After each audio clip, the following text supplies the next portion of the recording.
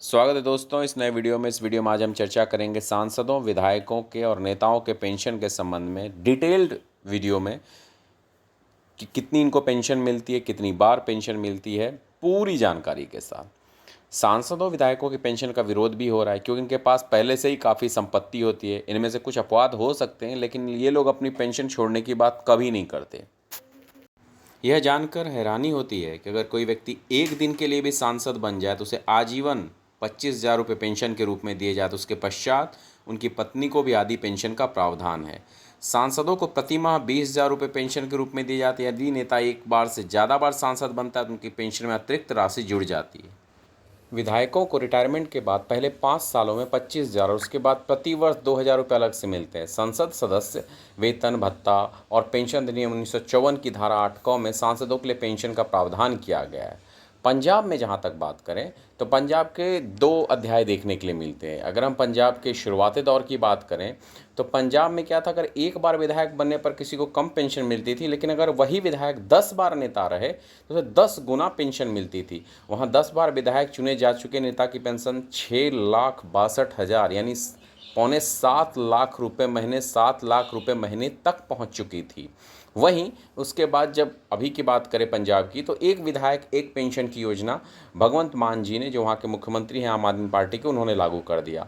अब से विधायकों को एक ही कार्यकाल की पेंशन दी जाएगी और सीमित किया गया है। पेंशन की राशि जो है वो 75,000 रुपये पेंशन किया गया है, जबकि कई विधायक पौने 7 लाख तो मैंने कहा ही, उनकी नॉर्मली 3 लाख 2.5 लाख तो पेंशन वहाँ पहुँच ही जा रही थी, लेकिन उसके बाद अब एक कार्यकाल की ही पेंशन मिलेगी। और अगर हम गुजरात की बात करें तो गुजरात में एक ऐसा राज्य है जहाँ पूर्व विधायकों को कोई पेंशन नहीं दी जाती। देश के 8 राज्यों ने पेंशन के लिए विधायकों की एक लिमिटेड सीमा भी तय की है।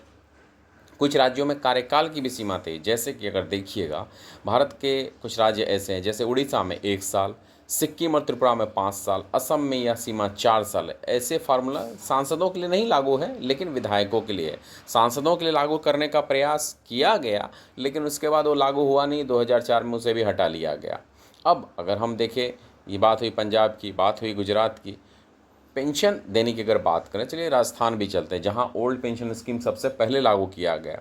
वहाँ विधायक 8-8 पेंशन ले रहे हैं। कई विधायक ऐसे हैं जो 8-8 पेंशन ले रहे हैं। राजस्थान में एक पूर्व विधायक को पेंशन नॉर्मली 35,000 रुपये पर मंथ मिलती है, और अगर वह दूसरी बार बनता है तो 8,000 रुपये बढ़ जाती है। अगर तीसरी बार बनेगा तो फिर 8,000 रुपये बढ़ जाएगी।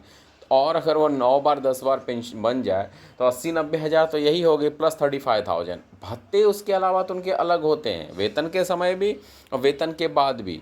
अगर बात करें भत्तों की तो भत्तों की बात ही अलग होती है। चलिए उदाहरण के लिए एक भत्ते की बात करते हैं कि आखिर इनके भत्ते किस तरह का। सुविधाएं तो ये बहुत तरह की लेते हैं, तो उसका तो कोई लिमिटेड है ही नहीं, न्यूनतम का। अगर देखें, मुफ्त रेल यात्रा की सुविधा सांसद को भी है, विधायक को भी है। अगर वो सांसद या विधायक चाहें तो फर्स्ट क्लास एसी में फ्री में ट्रैवल कर सकते हैं, और अगर अपने साथ कोई अटेंडेंट ले जाते हैं तो उस अटेंडेंट को सेकंड एसी में फ्री में ट्रैवल करवा सकता है। ये दोनों पे लागू होता है। पेंशन की राशि अलग हो सकती है, लेकिन सुविधाओं में कमी कहीं से भी आने वाली नहीं है। अब चलिए बात करते हैं अमाउंट की। कितने अमाउंट ऑलमोस्ट मिनिमम खर्चे होते हैं सिर्फ पेंशन पे। अगर हम बात करें ना तो देखते हैं पेंशन पे कितनी अमाउंट खर्च होती है। वैसे तो बहुत अमाउंट खर्च होता है, लेकिन एक देखते हैं छोटा मोटा आंकड़ा। आरटीआई दायर करके हरियाणा के लगभग 275 पूर्व विधायकों की पेंशन और 128 पूर्व विधायकों की फैमिली पेंशन पर जो चर्चा मांगा गया विस्तार और ब्यौरा, तो उसमें पाया गया कि लगभग 30 करोड़ सालाना खर्च किए जा रहे हैं सिर्फ और सिर्फ पेंशन पे वार्षिक इनके। और अगर हम बात करें महाराष्ट्र की तो महाराष्ट्र में विधायकों के पेंशन पे 72 करोड़ खर्च होते हैं। राज्य में 668 पूर्व विधायक को पेंशन उपलब्ध कराई जा रही है। विधान परिषद के 144 पूर्व विधायक यानी 144 और 503 देवगंत विधायकों की विधवा अथवा विधुर के नाम पर पारिवारिक पेंशन मुहैया कराई जा रही है। तो ये हुई। अब अगर हम देश की बात करें तो देश में एक रफ एंड टफ अगर आंकड़े की बात करते हैं तो सांसदों, विधायकों को 500 करोड़ रुपए पर वर्ष पेंशन देने में खर्च होता है। चलिए मध्य प्रदेश चलते हैं।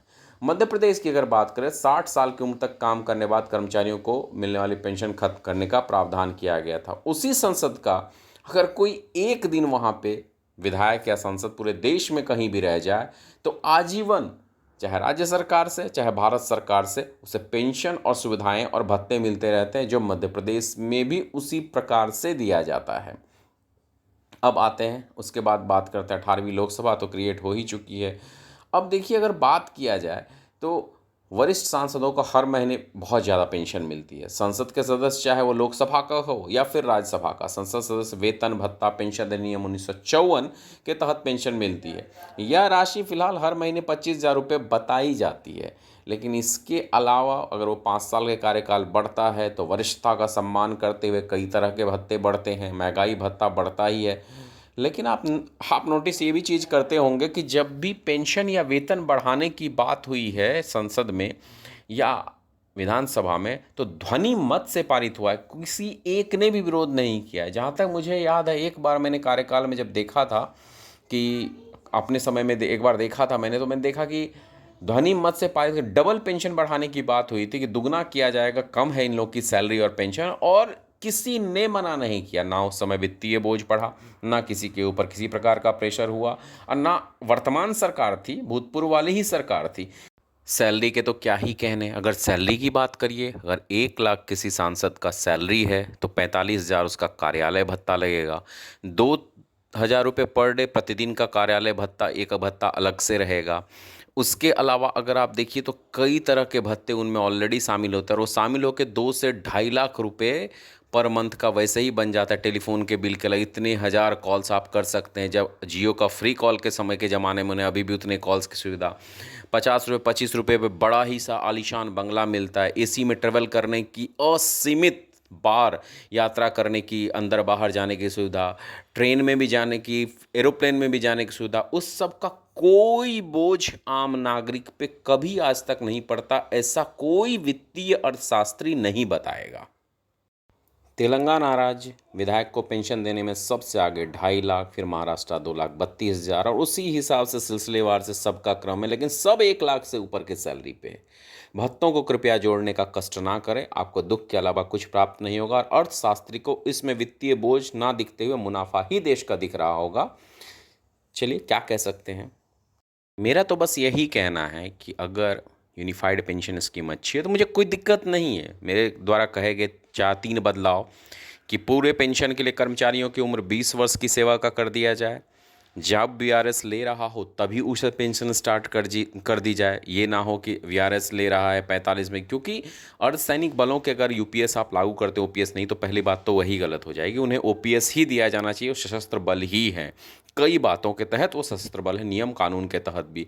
अगर यूपीएस में रख रहे हो तो वो बेचारे 40-42 में रिटायर हो जाए, तो उनकी सुपर एनिमेशन या तो 40 काउंट की जाए, और वीआरएस जो कोई ले उसको इमीडिएट उस एज से पेंशन शुरू हो जानी चाहिए, और लमसम अमाउंट एटलीस्ट उसका जो डिडक्शन हो रहा है 10% का विथ इंटरेस्ट के साथ, हम 10-20% रख लीजिए, 30% रख लीजिए, या जो लगे, लेकिन इतना दीजिए कि उसके कटे हुए राशि के साथ इंटरेस्ट जो के उसे समुचित कर्मचारी को मिले। और अगर ये अच्छी योजना है, निस्संदेह देश के वित्तीय बोझ नहीं पर ऐसे नियम और आर्थिक नीति नहीं लाने चाहिए जिससे देश में समस्या उत्पन्न हो, तो ये सबके लिए लागू होना चाहिए।